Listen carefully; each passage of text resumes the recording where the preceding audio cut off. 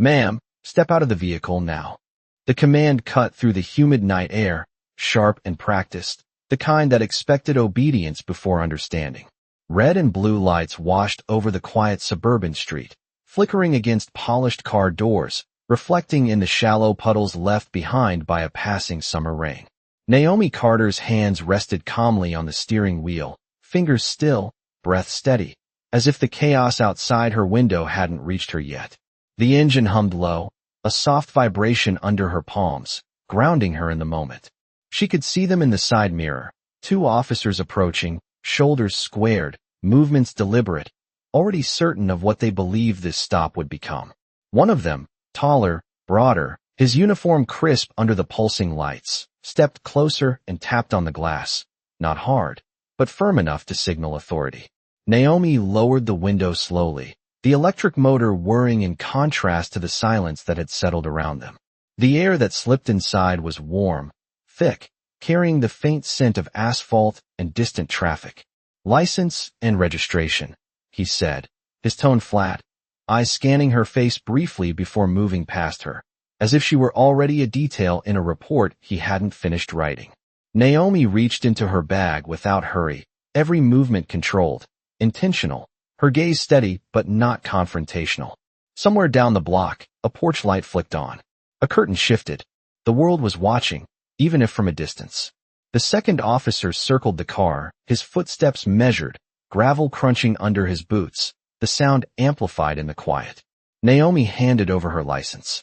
The officer glanced at it for less than a second before his expression hardened, something subtle but unmistakable tightening around his eyes. "Step out of the vehicle," he repeated, this time sharper, less patient. Naomi paused, just for a breath, not in resistance, but in recognition of the moment unfolding exactly as she had anticipated. The door clicked open, and she stepped out onto the damp pavement, her shoes meeting the ground with a soft, hollow sound. The flashing lights painted her silhouette in shifting color, red, then blue, then red again, like a warning no one had spoken aloud. Her coat brushed lightly against her legs as she straightened, posture calm, chin level, her presence quiet but unyielding. The taller officer gestured toward the hood of the car. "Hands where I can see them." Naomi placed her hands flat against the cool metal, feeling the lingering warmth from the engine beneath her palms. The surface was smooth, almost reflective, and for a brief second, she saw her own face staring back at her, composed, focused, unshaken. Behind her, a radio crackled faintly, voices overlapping, static breaking through words she didn't need to hear to understand. The second officer moved closer, his presence just behind her shoulder, close enough that she could sense the tension in his stance. "You know why we stopped you tonight?" the first officer asked, though his tone suggested the answer didn't matter. Naomi's voice, when it came, was quiet, steady, almost gentle. "I believe you think you do." The words hung in the air, not defiant, not submissive, simply certain. For a moment, neither officer responded. The lights continued to pulse, the street remained still, and the space between assumption and truth stretched just a little tighter, just a little thinner, waiting for something to break it. The metal beneath Naomi's palms held a fading warmth, a quiet reminder that her car had been moving just moments ago, that she had been in control of her direction, her pace, her night.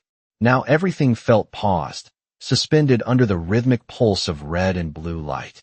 Officer Brooks stepped slightly to the side, angling his body so he could see both Naomi and his partner at the same time. His radio clipped to his shoulder, emitting short bursts of static that dissolved into the humid air. He studied her license again, this time longer, his eyes narrowing just enough to suggest something was not aligning with his expectations. The name, the address, the calm in her posture, it did not fit the pattern he had already formed in his mind. "Naomi Carter," he read aloud, as if saying it would reveal something hidden beneath the surface. His tone was not curious, it was measuring. Naomi did not turn her head. Her gaze remained forward, fixed on the reflection of the lights stretching across the hood of the car like fractured ribbons. "Yes, officer," she replied, her voice even, carrying no edge, no urgency, just presence. The second officer shifted his weight, his boots scraping lightly against the damp pavement, a small sound that echoed louder than it should have in the stillness. He glanced toward Brooks, waiting for direction, for confirmation, for the next step in a routine that suddenly felt less certain. Down the street, a car slowed as it passed, the driver's face briefly illuminated by the flashing lights before disappearing into the dark again. Brooks took a breath, slow and deliberate, then looked back at Naomi. "You were driving a little slow back there," he said, though the explanation felt thin even as he spoke it. "Mind telling me where you were coming from tonight?" Naomi's fingers pressed slightly into the metal beneath her hands, not out of tension, but awareness, grounding herself in the texture, the temperature, the reality of the moment. "I just arrived in the city," she said. "I was heading to my temporary residence."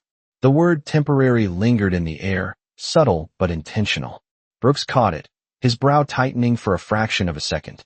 "Temporary," he repeated, almost under his breath, as if testing the word. The second officer leaned in slightly, lowering his voice. "You want me to run it?" he asked quietly, gesturing toward the license. Brooks did not answer immediately. His eyes remained on Naomi, searching for something that would justify the unease beginning to settle in his chest. It was not fear, not yet, but something close to it, something unfamiliar. Naomi could feel the shift, the slight change in the air, the hesitation that had not been there before. She did not move. She did not rush to explain. She simply existed in the space, steady and unshaken, allowing the moment to unfold without interference. A faint breeze moved through the street, lifting a strand of her hair and carrying with it the distant hum of the city beyond the quiet neighborhood.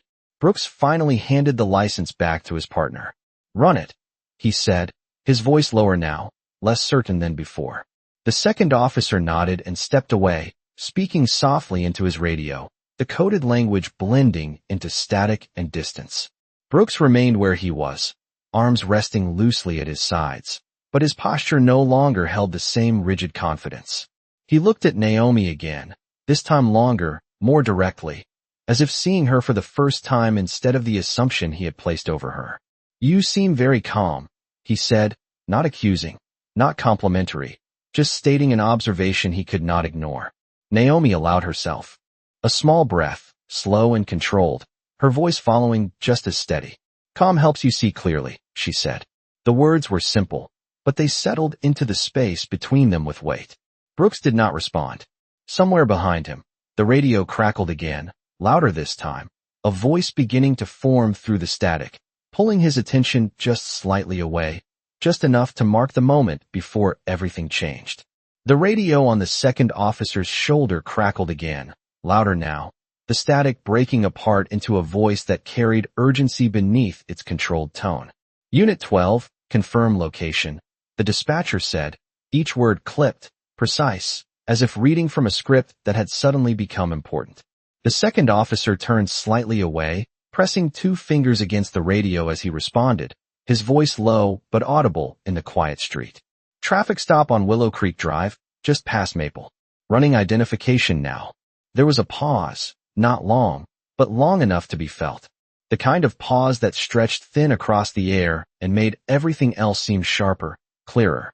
Naomi remained still, her hands resting against the hood, her breathing slow and measured, her focus not on the officers but on the space around them, the subtle shifts that most people missed. She heard the change before it was visible. The dispatcher came back, this time with a different tone, less routine, more alert. "Copy that. Stand by." Brooks glanced toward his partner, a flicker of something unspoken passing between them. It was not yet recognition, but it was no longer certainty.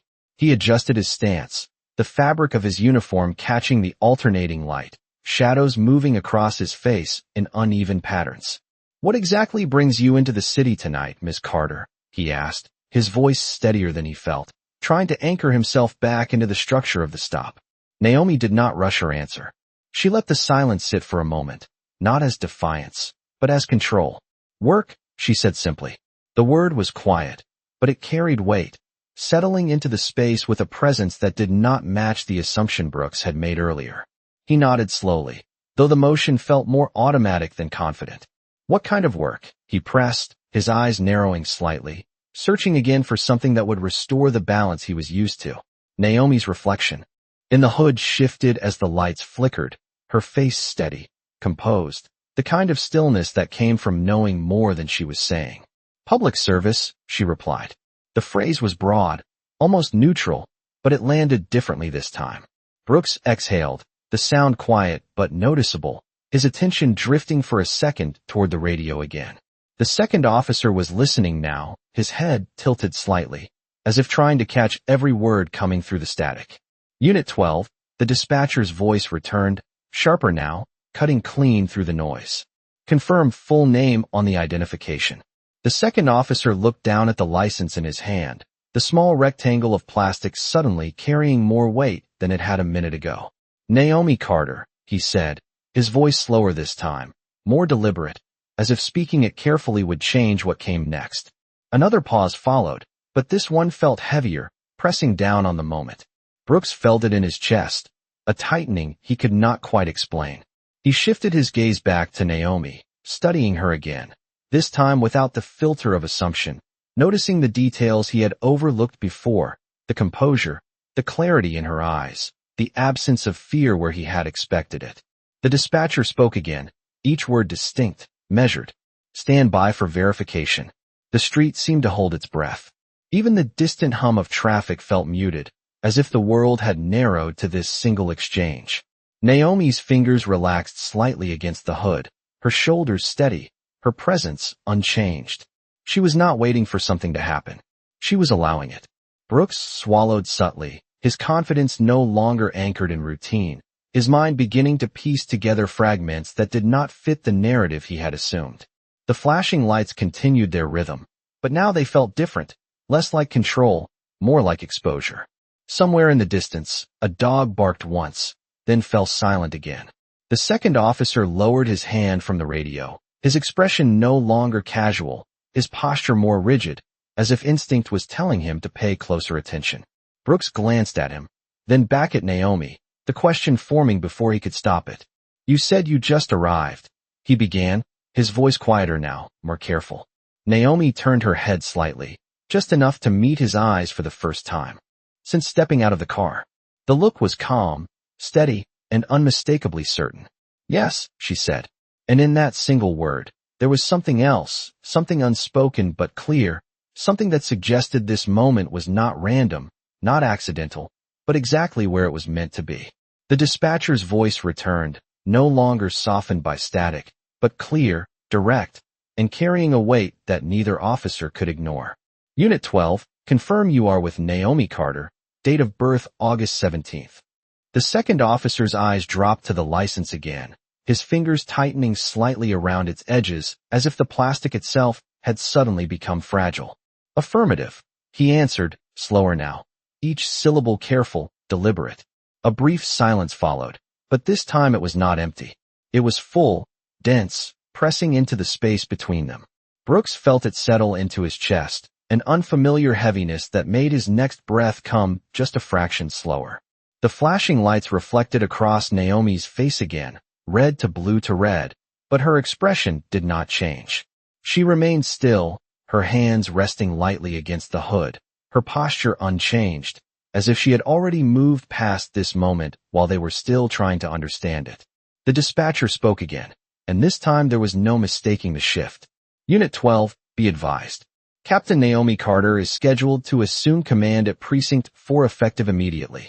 Confirm your status. The words landed clean, each one precise, leaving no room for interpretation. The second officer's mouth parted slightly, but no sound came out at first. His gaze lifted slowly from the license to Naomi, then to Brooks, as if trying to anchor himself to something familiar. Brooks did not move. For a second, maybe less, his mind refused to process what he had just heard. The structure he relied on, the certainty, the hierarchy that had always been clear, it fractured quietly, almost imperceptibly, but completely. The street felt different now, the air heavier, the lights no longer signaling control, but exposure. Naomi slowly lifted her hands from the hood, not abruptly, not in defiance, but with quiet intention. The motion was small, but it shifted everything. Brooks instinctively straightened, his posture adjusting before his thoughts could catch up. Ma'am. The word slipped out, unplanned, unfamiliar on his tongue in this context. Naomi turned fully now, facing them, her gaze steady. Not sharp, not cold, just present. She looked at Brooks first, then at the second officer, acknowledging both of them without judgment, without hesitation. "You can confirm through Central," she said calmly, her voice even, controlled, the same tone she had used from the beginning, but now it carried authority that could no longer be ignored. The second officer raised his radio again, his hand no longer as steady as before. "Dispatch, confirm. Captain Carter assignment," he said, his voice betraying just a trace of tension. The response came almost immediately. "Confirmed. Captain Carter is en route and currently on site. All units are to extend full cooperation." The finality in the dispatcher's tone closed the gap that had been stretching since the stop began. Brooks exhaled slowly, a breath he had been holding without realizing it. His eyes shifted back to Naomi, but this time there was no assumption, no filter, only recognition, and something else beneath it, something closer to realization. He stepped back half a pace, not as retreat, but as recalibration, adjusting to a reality that had changed without warning. The second officer lowered his radio, his shoulders tightening slightly as he stood straighter, instinctively aligning himself with the chain of command he now understood he had disrupted. Naomi adjusted her coat lightly, smoothing the fabric as if resetting the moment on her own terms. There was no anger in her movement, no visible frustration, only control, the kind that came from knowing exactly who she was long before anyone else did. Brooks cleared his throat quietly, the sound small but noticeable in the stillness. "Captain, The word stalled, unfinished, as he searched for a way to bridge the distance between assumption and reality. Naomi held his gaze for a moment, not to challenge, not to intimidate, but to acknowledge. The flashing lights continued behind them, but now they felt almost distant, like echoes of something that had already passed. The moment had shifted, completely, and there was no returning to what it had been. Brooks lowered his gaze for a brief moment, the kind of moment that did not last long in seconds, but stretched wide in meaning. The weight of the situation settled fully now, pressing against everything he thought he understood about control, about routine, about who stood where in the order of things. His hand moved instinctively toward his duty belt, not out of action, but out of habit, then stopped midway as if even that gesture no longer belonged to him in this moment. The second officer shifted beside him, shoulders squared, posture rigid, eyes forward, the easy confidence from earlier replaced by something more careful, more aware. Naomi stood in front of them, composed, her presence quiet but undeniable, like a line drawn not in force but in certainty. She glanced briefly at her car, then back at them, her movements measured, unhurried, as if she were allowing them the space to catch up to the truth rather than forcing it upon them. "You can remove the lights," she said calmly, her voice not raised, not commanding in tone, but firm in authority. The words were simple, but they carried the kind of finality that did not invite debate. Brooks hesitated for half a second, then turned his head toward his partner. The second officer immediately moved toward the patrol car, reaching inside to adjust the controls. The flashing lights dimmed, then stopped, leaving the street suddenly darker, quieter, more real. Without the constant pulse of red and blue, the scene felt exposed in a different way, stripped of its illusion of urgency. The night air settled around them again, thick and still. Brooks straightened fully now, his posture no longer rigid with assumption, but aligned with something more grounded, more aware. "Captain Carter," he said, this time clearly, the title spoken with intention, as if placing it correctly mattered. His voice carried a trace of restraint, not fear, but recognition. Naomi held his gaze, her expression steady, neither forgiving nor condemning, simply present. "Officer Brooks," she replied, her tone even, acknowledging him not as an opponent, but as part of the system she now led. The exchange was brief, but it reset the entire space between them. Brooks nodded once, a small motion, controlled, as if recalibrating his role in real time. "There seems to have been a misunderstanding," he said, the words carefully chosen, though they felt insufficient even as he spoke them. Naomi tilted her head slightly, not in disagreement, but in observation. "Not a misunderstanding," she said quietly. "An assumption." The words settled deeper than anything else that had been said. It did not accuse, but it did not soften either. It simply existed, undeniable. Brooks inhaled slowly, the breath measured, his eyes lowering for a fraction of a second before returning to meet hers. Around them, the neighborhood remained still, the earlier watchers now hidden behind dark windows, their curiosity fading as the tension dissolved into something quieter, more internal.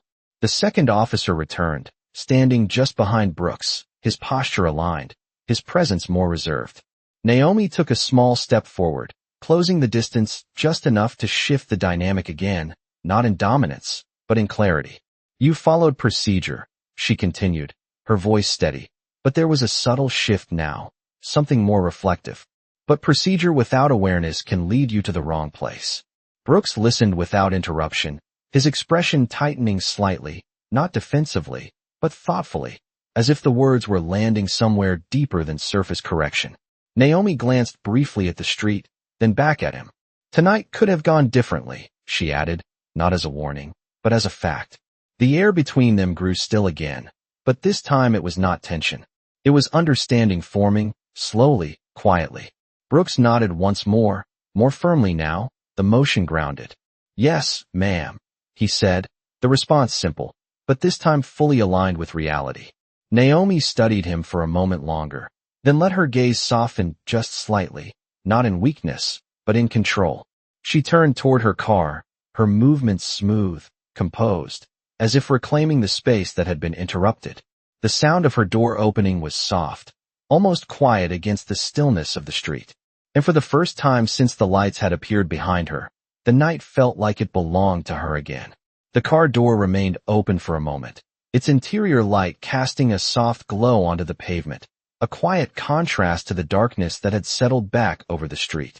Naomi paused with one hand resting on the edge of the door, not rushing to sit, not rushing to leave. The night air moved gently around her, cooler now, carrying the faint scent of damp concrete and distant trees.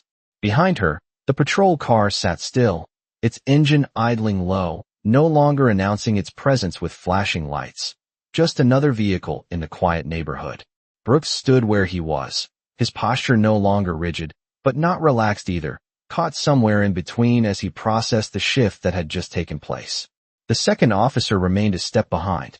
Him, silent, attentive, his earlier movements replaced by a stillness that suggested he was replaying the last few minutes in his mind.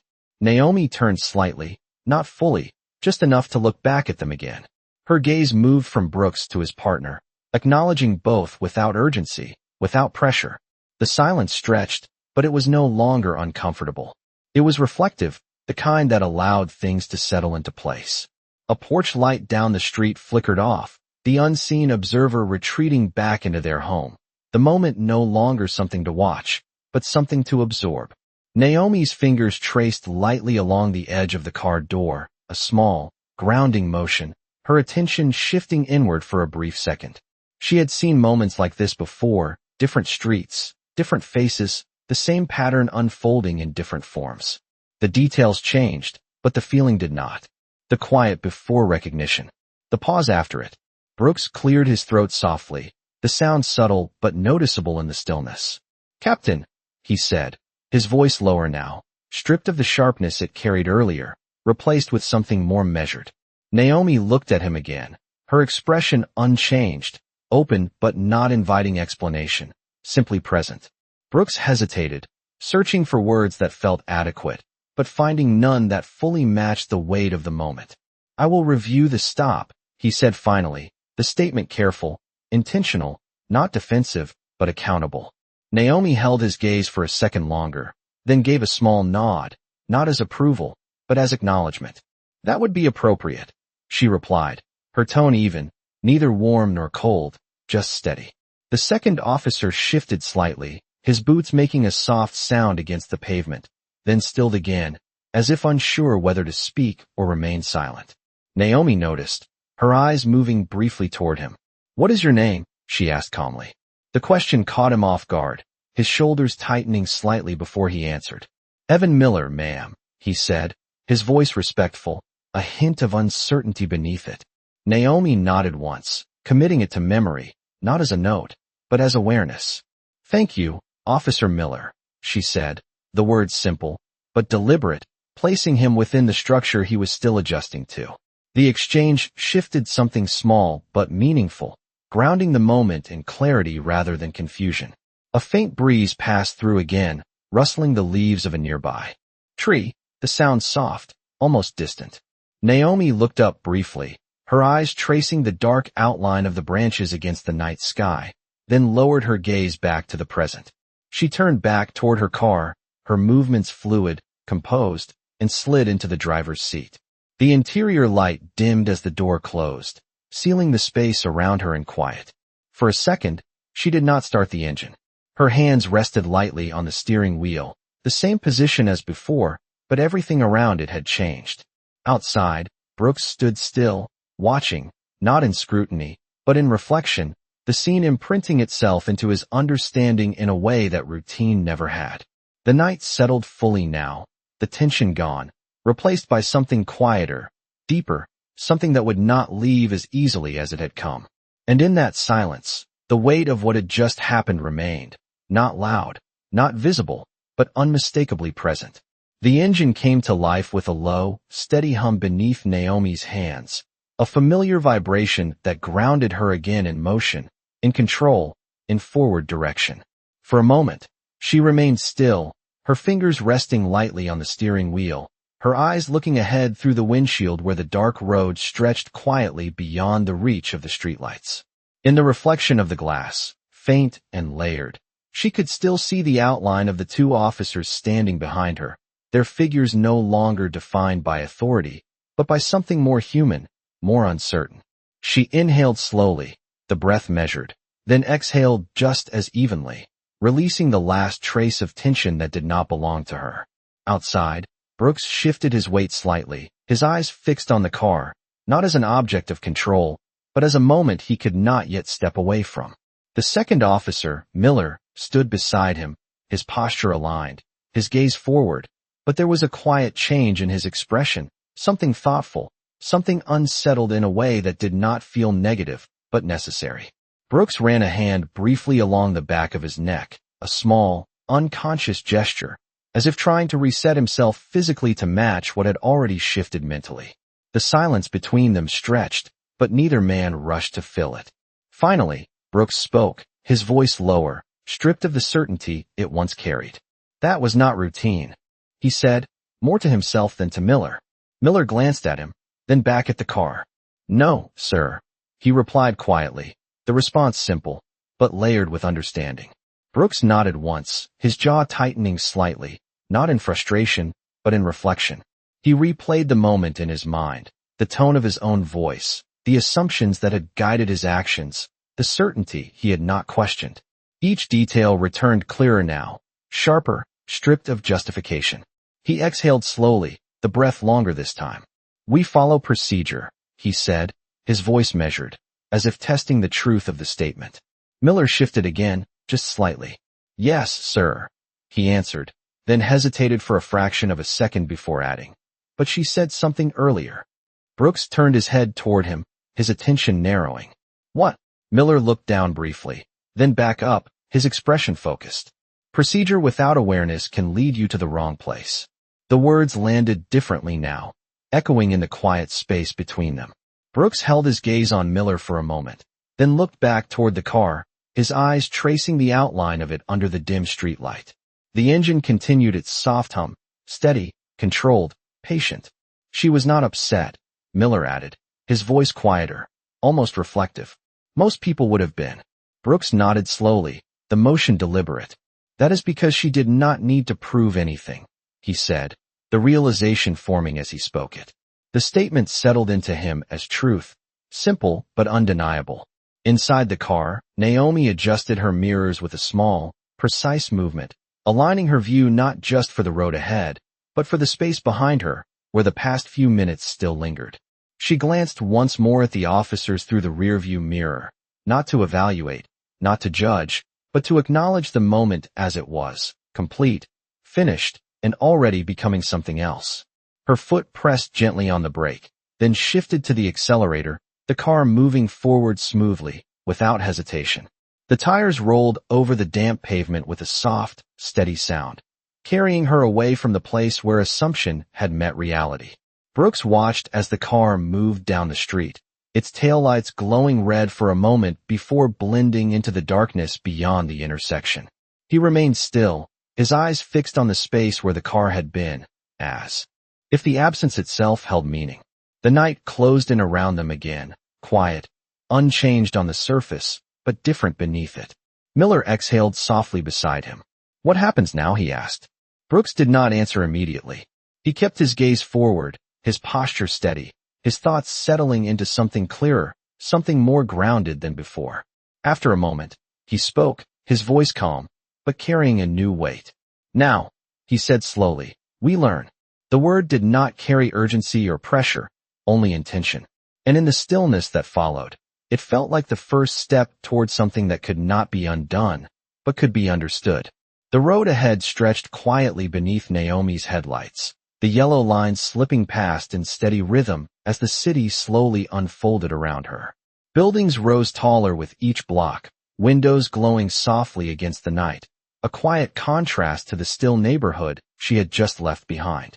Inside the car, the atmosphere remained calm, controlled, the faint hum of the engine blending with the low whisper of the air conditioning. Naomi's hands rested evenly on the steering wheel, her posture relaxed but attentive, her eyes focused on the road while her mind moved through the moment she had just experienced, not replaying it with emotion, but with clarity. She had seen it before, in different forms, different places, the same pattern repeating itself in subtle ways. Not always loud, not always obvious, but always present beneath the surface. And each time, the outcome depended not on force, but on how it was met. She slowed slightly as she approached an intersection, the traffic light shifting from green to yellow, then to red, the glow casting a soft wash across her face. She stopped smoothly, her foot steady on the brake, the car settling into stillness once again. To her right, a storefront window reflected her image back at her, layered with the faint movement of passing cars behind. For a brief second, she allowed herself to look, not at her reflection, but through it, as if seeing the path that had brought her here. Years of quiet persistence, of being overlooked, of choosing restraint over reaction, not because she had to, but because she understood the power in it. The light changed. She pressed the accelerator gently, the car moving forward without hesitation. Behind her, several blocks away, Brooks and Miller returned to their patrol car.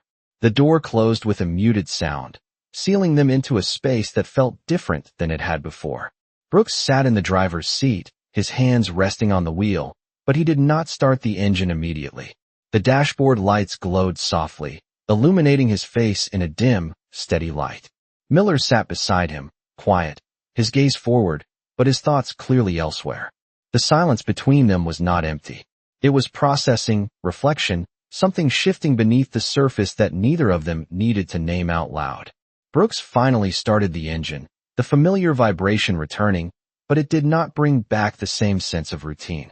He pulled the car slowly back onto the road, the tires rolling over the pavement with a soft, steady sound.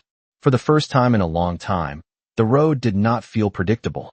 It felt open, uncertain in a way that demanded attention rather than assumption.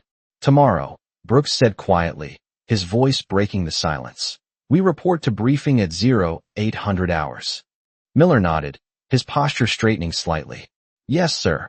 Brooks kept his eyes on the road, his expression focused, but there was something new in it, something more deliberate. "And we listen," he added. The words were simple, but they carried weight. Miller glanced at him briefly, then nodded again, more firmly this time. "Yes, sir." The patrol car moved forward, its headlights cutting through the dark, but without the urgency it had carried earlier. It was no longer about control. It was about direction.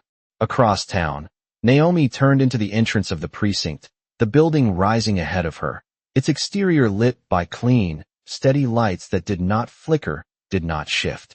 She slowed as she approached the gate, the security arm lifting automatically as her vehicle came into range. The motion was smooth, silent, recognizing her presence without question.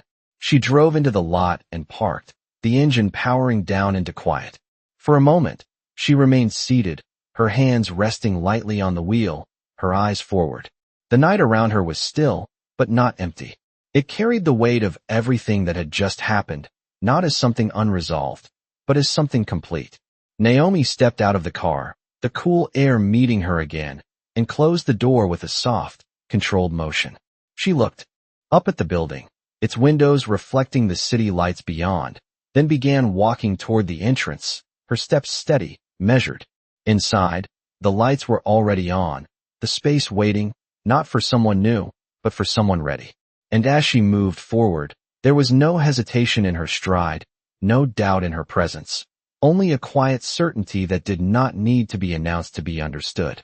The glass doors of the precinct opened with a soft hydraulic whisper as Naomi stepped inside, the sound barely noticeable against the quiet hum of the building's interior. Fluorescent lights stretched across the ceiling in clean, even rows, casting a steady glow over polished floors and neatly arranged desks. The air inside felt different from the night outside, cooler, structured, carrying the faint scent of paper, coffee, and long hours. Naomi's footsteps echoed lightly as she walked forward, her pace unhurried, her posture straight, her presence calm in a space that was built on order. A few officers inside glanced up briefly, their conversations softening, their movements slowing just enough to register her arrival. Some recognized her immediately, others did not, but the shift in the room was subtle and real, like a current moving beneath still water. Naomi did not pause to claim attention. She did not need to. She continued toward the hallway that led deeper into the precinct, her eyes scanning the space not for approval, not for reaction, but for understanding. Behind a glass partition, a digital clock displayed the time in bright red numbers, each second passing with quiet precision. Somewhere in the building, a phone rang once, then was answered, the sound quickly absorbed back into the rhythm of the place. Naomi reached the door to the main office area and pushed it open, the hinges moving smoothly, silently, as if anticipating her arrival. Inside, the room was empty for now, chairs aligned, files stacked neatly, a large desk positioned near the window overlooking the city. The skyline stretched beyond the glass, lights scattered across the horizon like distant signals, steady and constant. Naomi stepped inside and closed the door behind her, the soft click marking the transition from movement to stillness. She set her keys down on the desk, the small metallic sound grounding the moment in something tangible.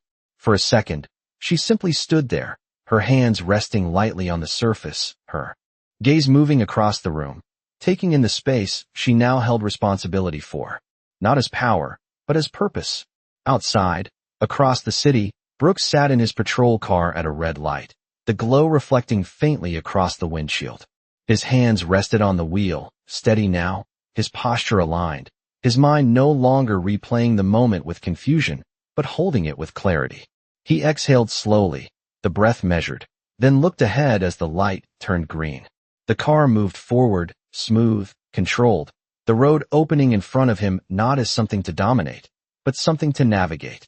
Back inside the precinct, Naomi walked to the window and looked out over the city, her reflection faint against the glass, layered with the lights beyond. She did not smile. She did not sigh. She simply stood there, present, her breathing even, her shoulders relaxed, her focus clear. The night carried on outside, unchanged in its movement, but something within it had shifted, quietly, deeply, in ways that could not be seen but would be felt. Naomi placed her hand lightly against the cool glass, not as a gesture of ownership, but of connection, grounding herself in the space between what had been and what would come next. Behind her, the room remained still, waiting, ready. And in that silence, there was no need for words, no need for declaration. The moment spoke for itself, not loudly, not forcefully, but with a quiet certainty that settled into everything it touched, leaving behind not noise, but understanding.